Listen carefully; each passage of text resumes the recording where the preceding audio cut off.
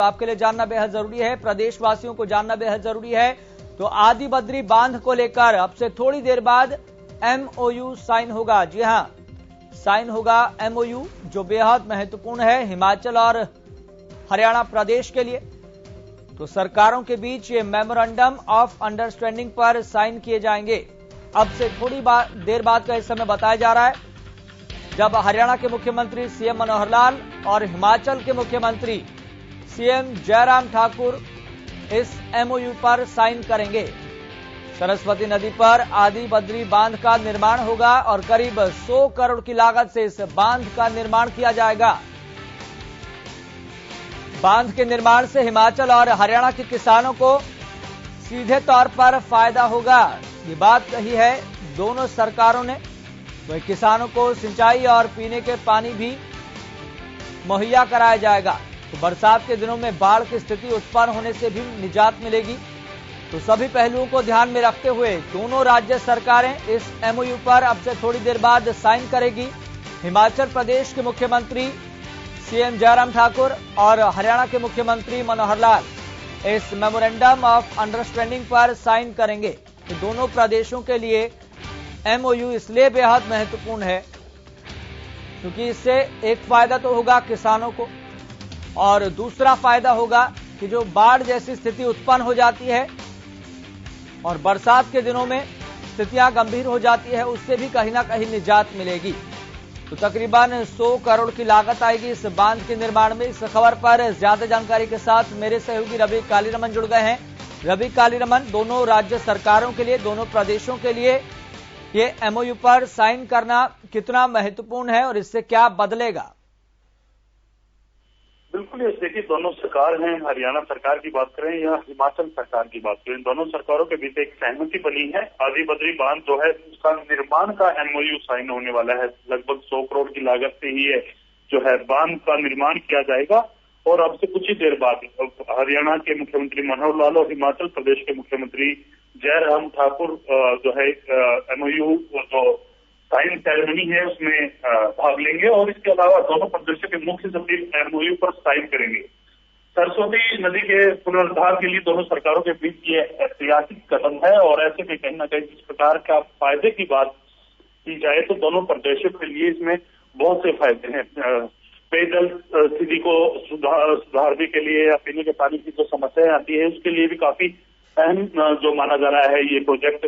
और इसके अलावा जिस प्रकार से सिंचाई के लिए भी काफी अहम है और कहीं ना कहीं यमुनानगर का इलाका जो है नीचा इलाका बताया जाता है। लगातार बारिश के दिनों में वहां जल भराव की स्थिति होती है, बाढ़ की स्थिति उत्पन्न होती है। तो ऐसे में कहीं ना कहीं तमाम जो समस्याएं हैं इस निर्माण के बाद जो है खत्म होती हुई नजर आ रही है। ऐसे में एक बड़ा ऐतिहासिक फैसला जो है दोनों सरकार आज लेने वाली है, एमओयू साइन करने वाली है। जी ठीक है रवि, बहुत बहुत शुक्रिया जानकारी साझा करने के लिए।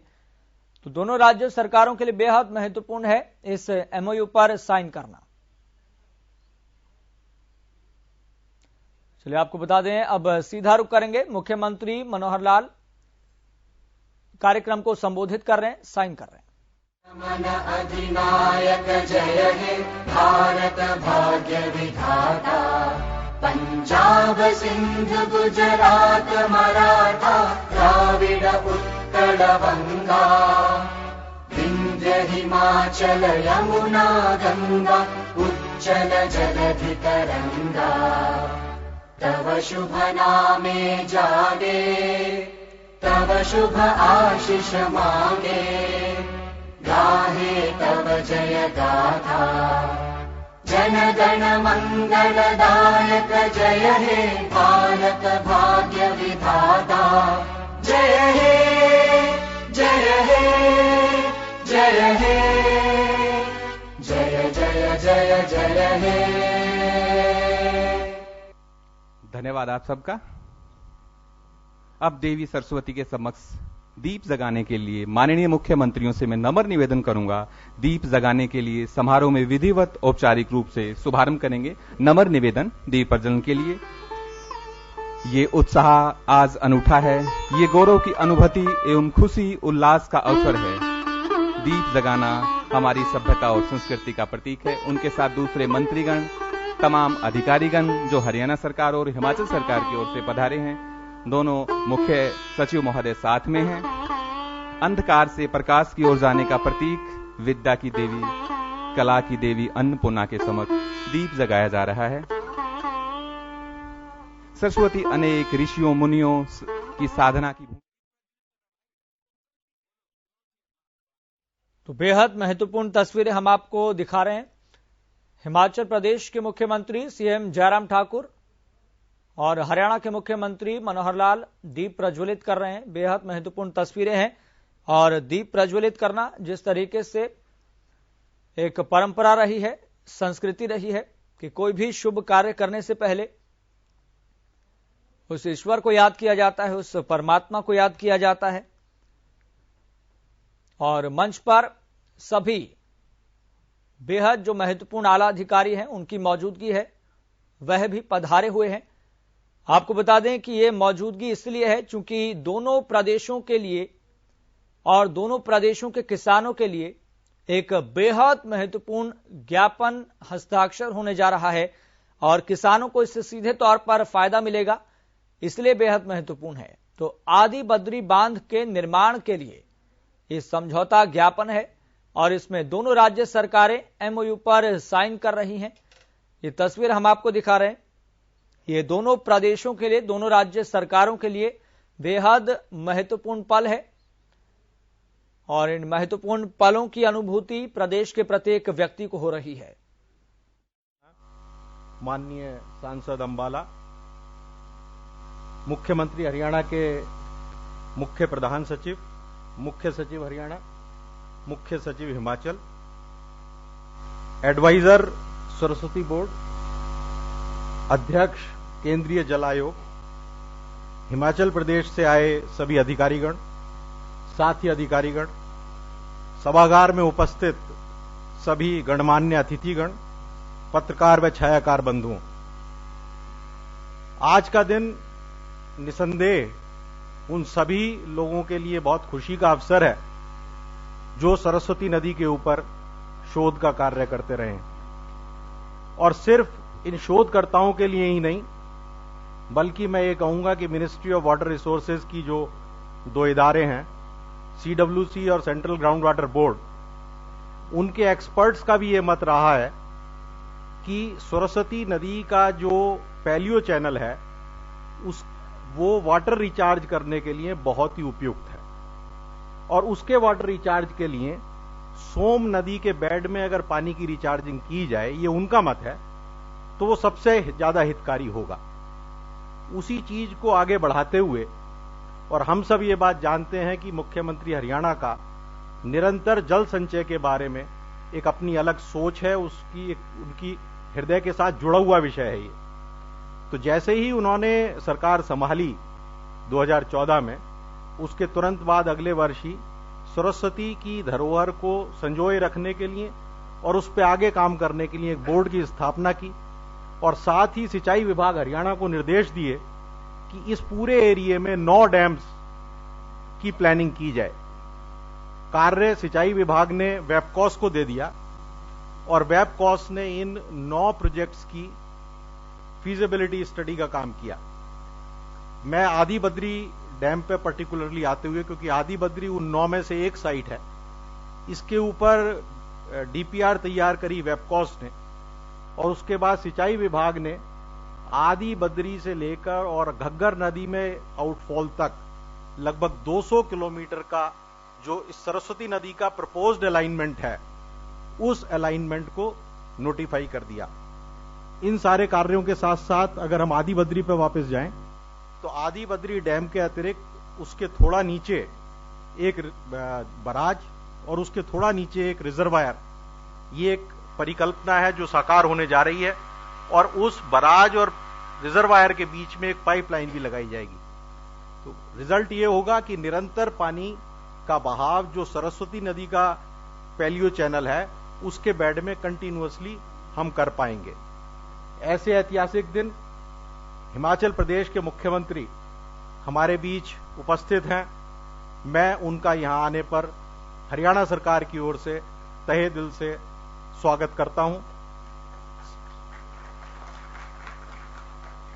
उनके साथ मुख्य सचिव हिमाचल भी आए हैं, उनका भी बहुत बहुत स्वागत करता हूं। हरियाणा के सिंचाई विभाग की ओर से मैं इस पूरे प्रोजेक्ट के प्रेरणा स्रोत मुख्यमंत्री हरियाणा का इस प्रोग्राम में बहुत बहुत स्वागत करता हूं और स्पीकर विधानसभा, शिक्षा मंत्री हरियाणा, अंबाला सांसद, उनका भी स्वागत करता हूं। थोड़े ही समय में इस आदि बद्री डैम के प्रोजेक्ट के लिए MOU का साइनिंग सेरेमनी होगी। उस साइनिंग सेरेमनी के लिए मुख्य सचिव हरियाणा और मुख्य सचिव हिमाचल मौजूद हैं, उनका स्वागत करता हूं और CPS CM हरियाणा का भी बहुत बहुत स्वागत करता हूं। इन्हीं शब्दों के साथ मैं अपना स्थान लेने से पूर्व वो सभी अतिथिगण जो इस कार्यक्रम में आज सम्मिलित हैं, उनका स्वागत करता हूं और सभी छायाकार बंधुओं और पत्रकार बंधुओं का स्वागत करता हूं। धन्यवाद। निश्चित रूप से सर, ये ऐतिहासिक दिन है कि हमारे यशस्वी मुख्यमंत्री और हिमाचल प्रदेश के यशस्वी मुख्यमंत्री हमारे बीच पहुंचे हैं। अब मैं नम्र निवेदन करूंगा, इस परियोजना के संपूर्ण विवरण के लिए निवेदन कर रहा हूं अरविंद कौशिक जी, अधीक्षक अभियंता हैं, कृपया आएं और PPT के माध्यम से अपना प्रस्तुतिकरण दें और पूरी परियोजना के बारे में एक PPT के माध्यम से जानकारी साझा करें। सबसे अरविंद कौशिक जी।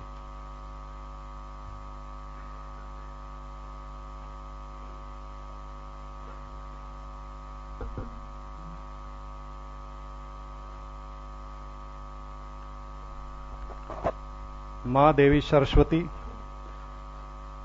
वाणी और पानी की देवी हैं, इसलिए सर्वप्रथम वाणी और पानी की देवी को नमन करते हुए मैं मां से प्रार्थना करता हूं कि हे मां, मेरी वाणी में शब्दों की शक्ति दे कि मैं आपका संदेश जन जन तक पहुंचा सकूं, आपके कार्यों को जल्दी से जल्दी पूरा करवा सकूं।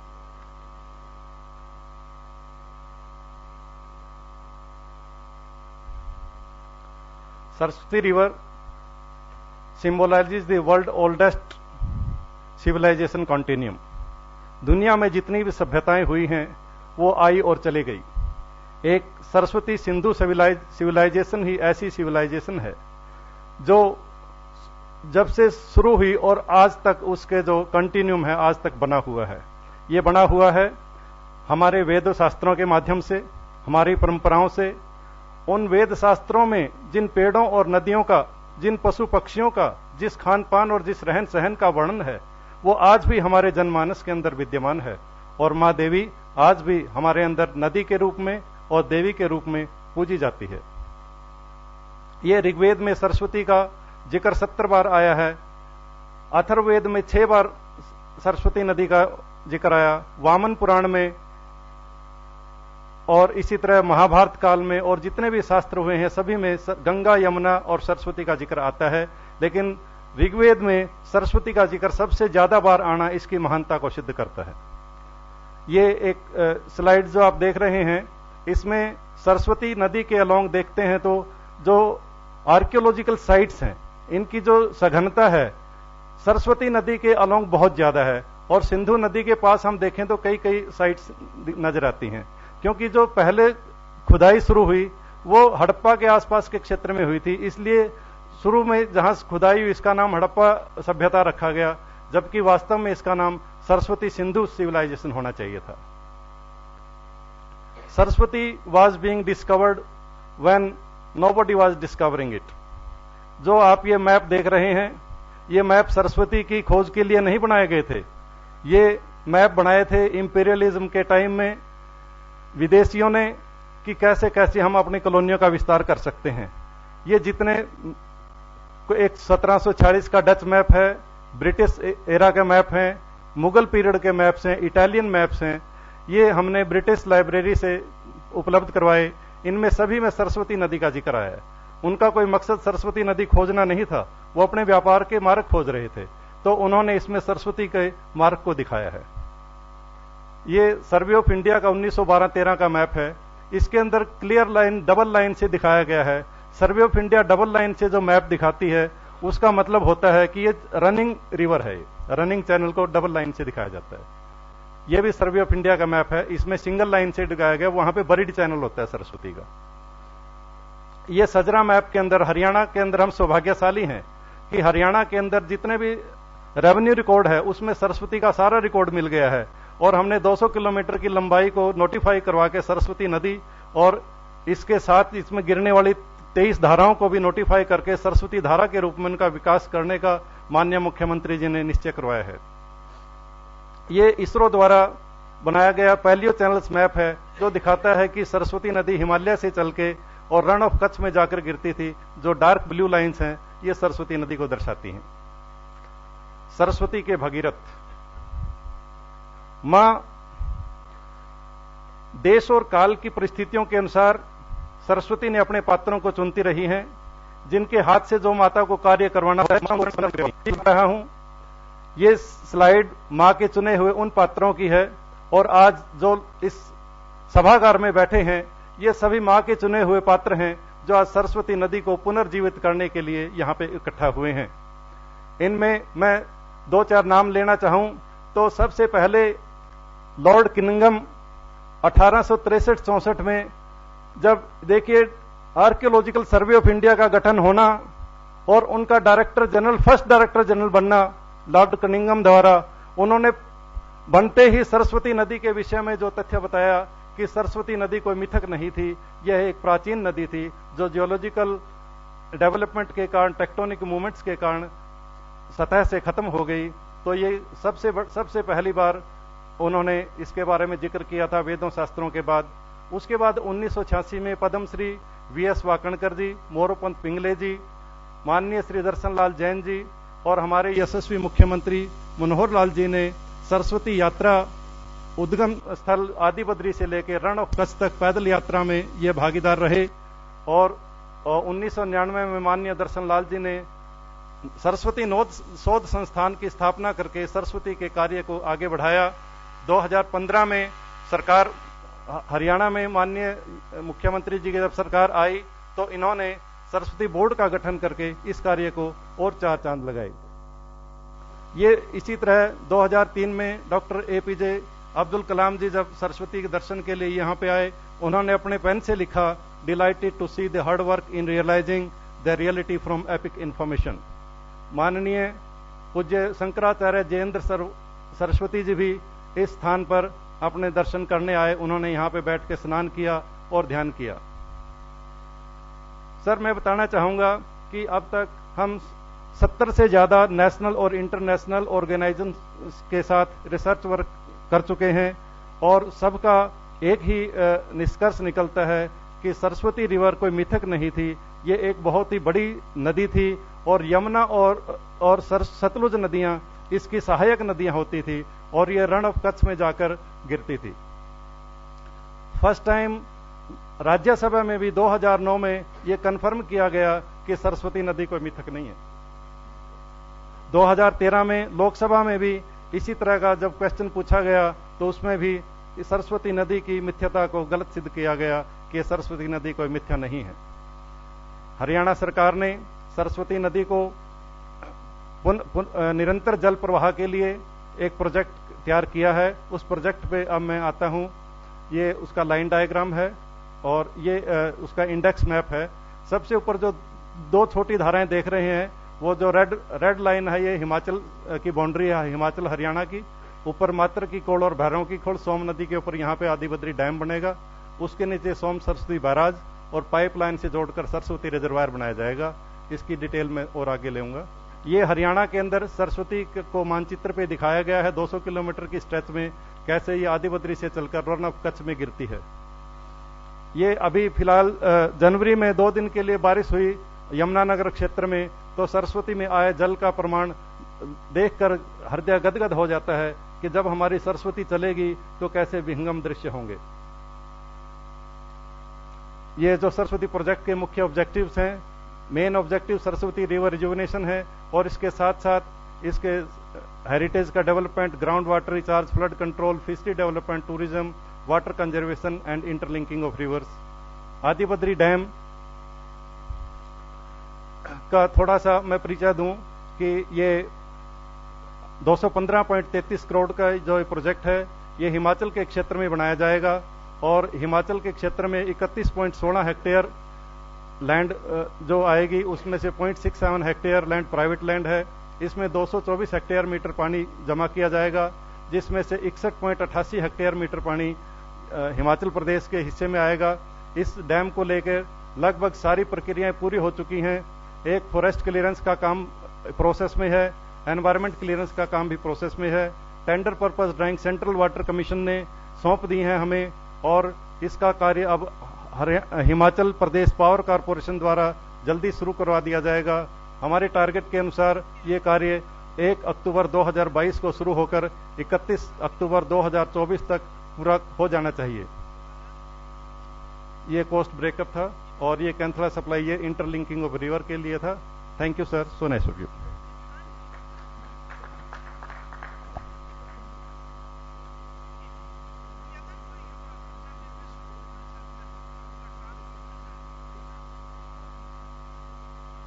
धन्यवाद अरविंद कौशिक जी। निश्चित रूप से पूरी परियोजना के बारे में एक मानचित्र आपके बीच खींचा। अब समझौता ज्ञापन के वो महत्वपूर्ण पल आ चुके हैं जिसके लिए यह समारोह रखा गया है। मैं आग्रह करूंगा दोनों प्रदेशों के माननीय मुख्य सचिवों से, कृपया वो छोटे मंच पर आएं। दोनों प्रदेशों के माननीय मुख्य सचिव कृपया, छोटा मंच नीचे बना हुआ है, उस पर पधार रहे हैं। ये बड़े महत्वपूर्ण और ऐतिहासिक पल हैं जिनका हमें इंतजार था। उनके साथ गवाह के रूप में हरियाणा सरकार की ओर से वीरेंद्र जी और राकेश चौहान जी उनके साथ गवाह के रूप में प्रस्तुत रहेंगे। उनके साथ हिमाचल प्रदेश से डॉक्टर अश्वनी शर्मा जी, संजीव कौल जी, आप भी हिमाचल प्रदेश की ओर से गवाह के रूप में रहेंगे। एक औपचारिक हस्ताक्षर दोनों मुख्य सचिव महोदय ऊपर के मंच पे, दोनों यशस्वी मुख्यमंत्री उनकी रहनुमाई में, उनकी उपस्थिति में दोनों मुख्य सचिव महोदय हस्ताक्षर कर रहे हैं। एक ऐतिहासिक पल है हमारे लिए, दोनों प्रदेशों के लिए ऐतिहासिक पल है। आप जोरदार करतल ध्वनि के साथ इन पलों के आप करतल ध्वनि से गवाह बन रहे हैं। दोनों प्रदेशों के लिए बड़ी बात है, हमारे लिए महत्वपूर्ण पल हैं।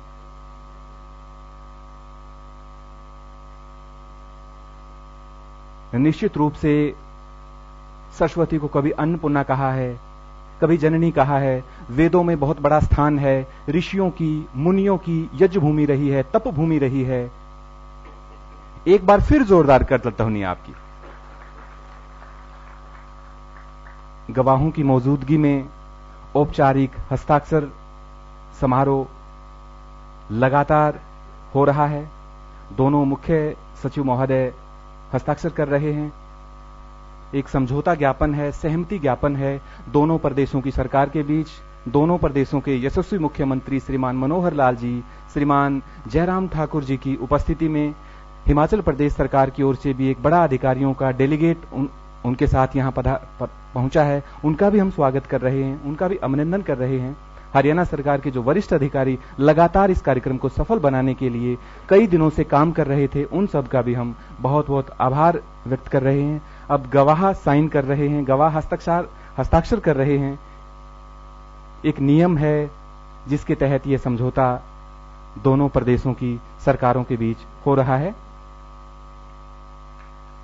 जोरदार तालियां। एक कानूनी प्रक्रिया, एक पूरी प्रक्रिया पूरी की जा रही है।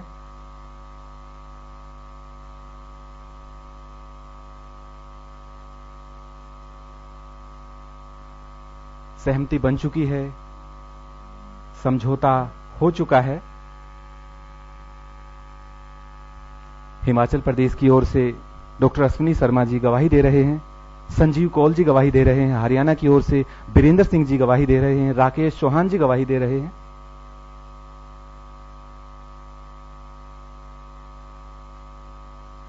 छायाकार पत्रकार बंधुओं का भी स्वागत है, इन पलों को कैमरे में रिकॉर्ड कर रहे हैं। बहुत बहुत धन्यवाद आप सबका, बहुत बहुत धन्यवाद। दोनों प्रदेशों के मुख्य सचिव महोदय,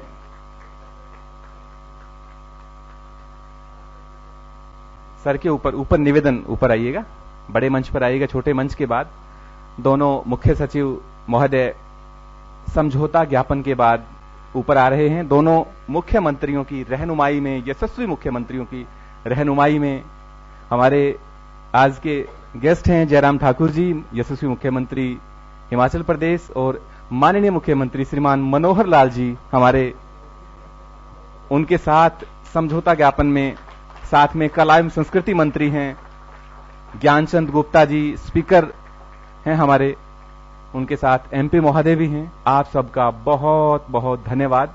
निश्चित रूप से यह परियोजना आने वाले दिनों में दोनों प्रदेशों में खुशहाली लाने के लिए एक पुल का काम करेगी। आप सबका एक बार फिर बहुत बहुत धन्यवाद। बधाइयों का दौर चल रहा है। निश्चित रूप से दोनों प्रदेशों के अधिकारी एक दूसरे को बधाई।